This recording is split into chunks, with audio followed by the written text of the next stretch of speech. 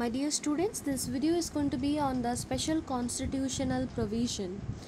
The Indian Constitution has given a special provisions for the citizen who belong to scheduled caste, scheduled tribes, women, children, linguistic minorities.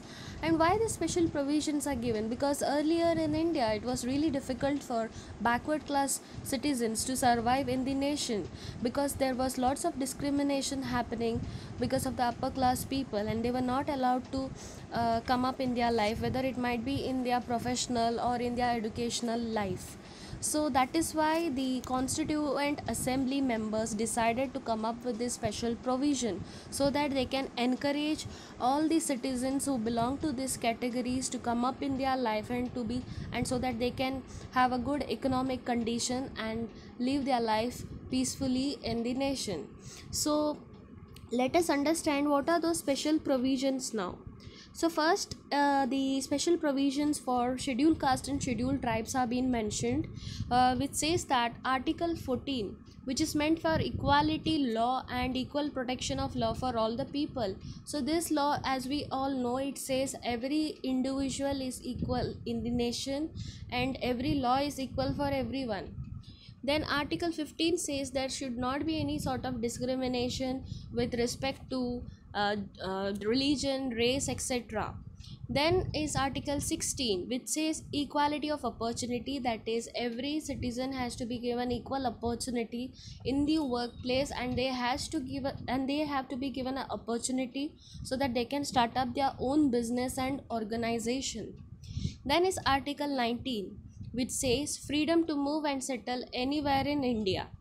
Then is Article 46, which says the state shall protect the economic interest of scheduled caste and scheduled tribes and prevent them from exploitation.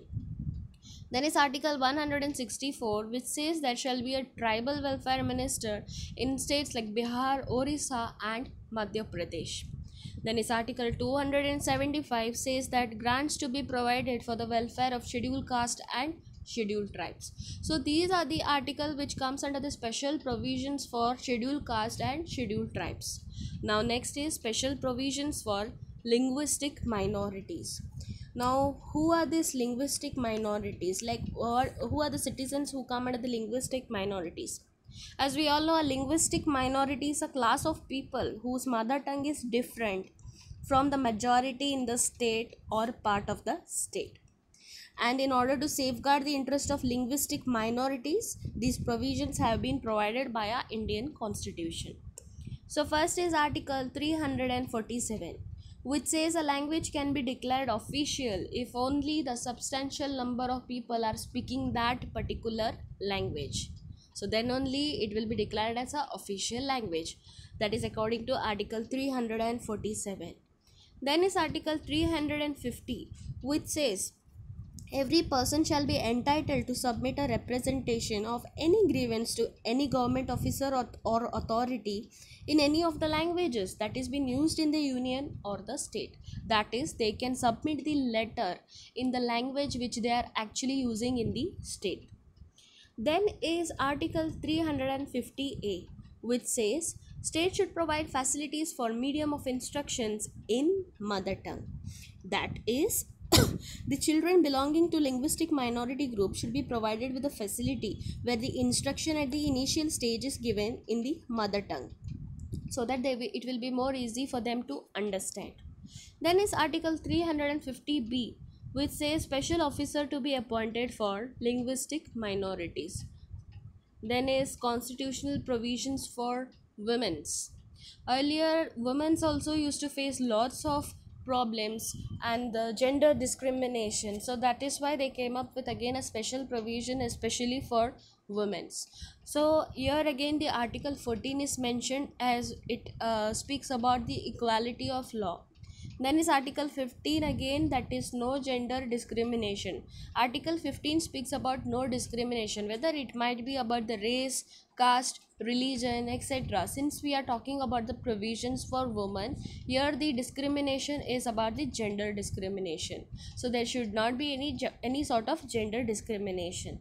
Then is Article 16, which says equality of opportunity again. Even in the workplace now, women has to be encouraged so much that if men and women has to be treated equally, and they have to get an equal opportunity at the workplace, and women can also be an entrepreneur and come up with their own organization or business. So talking about, so these are the articles which is mentioned in the provisions for women. And one more special provision which is given for a woman is that is in the parliament, that is one third of the seats in parliament has to be reserved for women candidates. Then is constitutional provision for children's. Article 15 and clause 3, it says special provisions can be made for women and children. So this article 15 is again specified that it has to be specially made for the women's and children, that is especially again about the discrimination. There should not be any sort of discrimination. Then is article 24. So article 24 strictly says prohibition of employment of children, that is child labor has to be completely abolished, it has to be prohibited. That is article 24. Then is article 21A, which says right to education is a fundamental right. So which article says that? That is article 21A. So these three article comes under the special provision given for the children.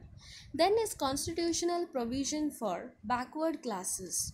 Again the article 14, 15 and 16 is common in all the category of this provision, that is about the equality, no discrimination and equal opportunity.